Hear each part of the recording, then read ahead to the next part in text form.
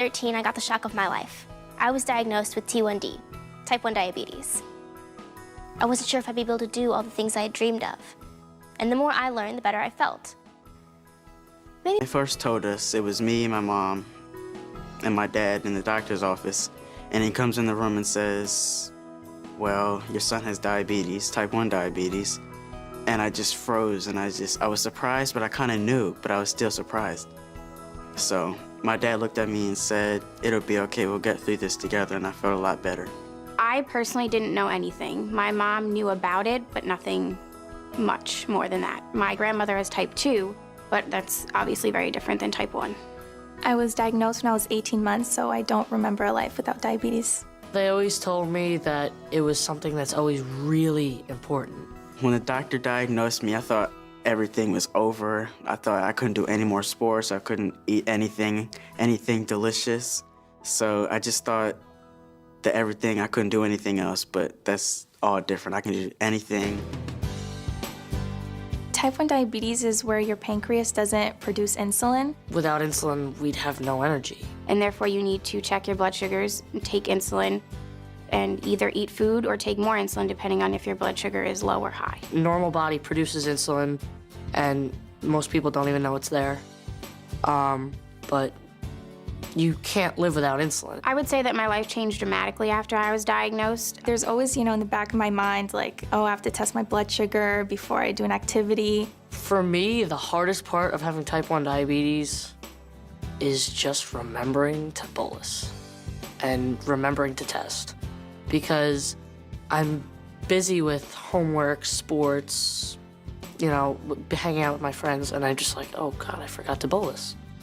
The hardest part of having type 1 diabetes is managing low blood sugars and high blood sugars. Sometimes I feel really overwhelmed when my blood sugars have just been high all day, and I can't get them down, and I'm high before I go to sleep, and I'm high when I wake up, and I just get so frustrated, and sometimes I don't know what to do, and then I just talk to someone, and I always feel much better. We can call the doctor and make adjustments, and that will make me feel a lot better. Even if I bolus and I eat the right amount of carbs, it can still shoot up or down. I can't control my hormones. I remember my blood sugar was much more steady when I was like 10, 11 years old, 12. Once I reached like 13 years old, they started to fluctuate a lot more. When I feel overwhelmed, I just seek comfort from my friends and my parents.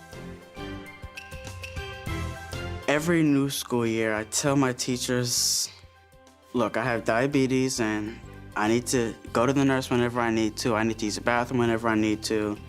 And the teacher needs to she needs to accept that I have diabetes. I try and tell everyone I come in contact with about my diabetes.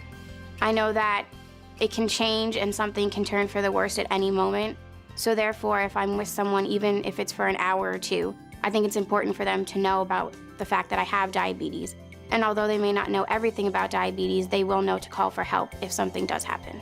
It definitely started out much harder, and it gradually got easier because I know exactly what I'm doing now. This is probably the social part about it. It's important to tell your boyfriend or girlfriend, especially because if you're going to be spending so much time with them, they need to know if something's going to happen, what to do. Yeah, I'm interested in girls. I like girls. I've had a girlfriend before.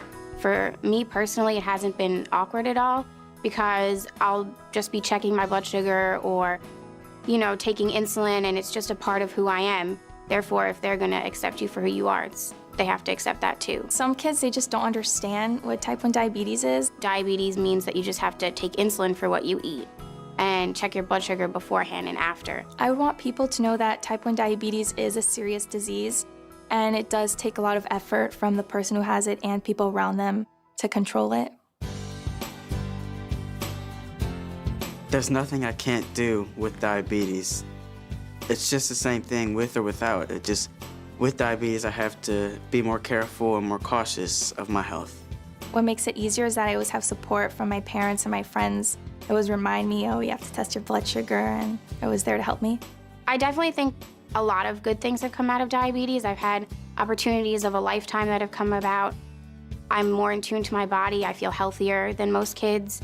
And I'm also made tons of friends because of diabetes. There's been a lot of good things. I've met some really good friends through JDRF and different diabetes events. Yeah, I do feel a special bond with kids who have type 1 diabetes because we go through the same things, and I can always talk to them about, things I couldn't talk to my friends with.